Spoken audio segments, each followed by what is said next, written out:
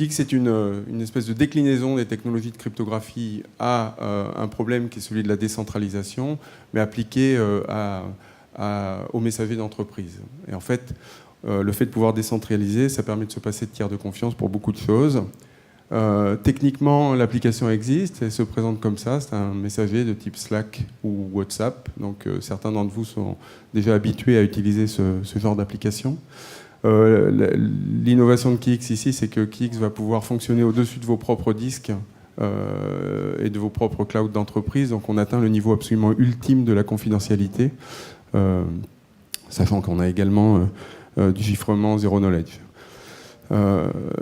Donc ce messager en fait est bien plus qu'un simple messager parce qu'il est riche, parce qu'il gère des propriétés très fortes de gestion de données, il est chiffré, donc il est sécurisé et privé, et il est appuyé sur la blockchain à plusieurs endroits, donc signature, preuve d'existence sur la blockchain Bitcoin, authentification avec les signatures, je vais vous en dire un tout petit peu plus très vite.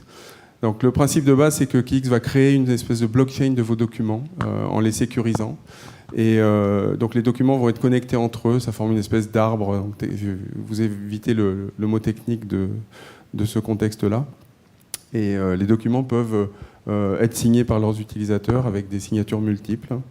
Donc en gros, on injecte la confiance et l'organisation à l'intérieur des fichiers. Ça marche pour plus de 250 formats différents, tout Office, tous les médias, etc.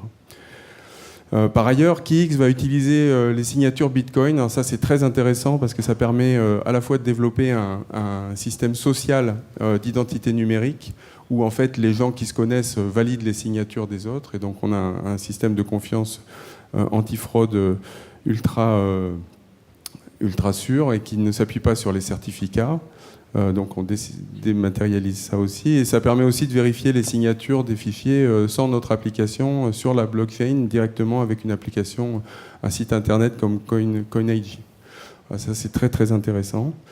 Et pour finir, donc, on avait la blockchain des fichiers, on a les signatures Bitcoin et l'application permet d'obtenir une preuve d'existence pour n'importe quel document en un clic. En fait, notre serveur va mutualiser les demandes d'eurodatage et va créer une espèce de sidechain de ces eurodatages. Je dis ça pour ceux qui sont un peu intéressés techniquement. Et donc, ça permet de ne pas floader le réseau Bitcoin de milliers de transactions d'eurodatage, parce qu'il n'est pas fait pour ça, vous l'avez compris, et de les garder à côté. Voilà. Donc, je parle ici d'une solution qui est complètement opérationnelle et qui est extensible, robotisable, etc., et qui permet d'être connecté avec toutes vos applications, sans aucun risque. Je passe très vite sur ce transparent. Je ne sais pas si j'ai encore du temps. J'ai encore un peu de temps, Philippe ?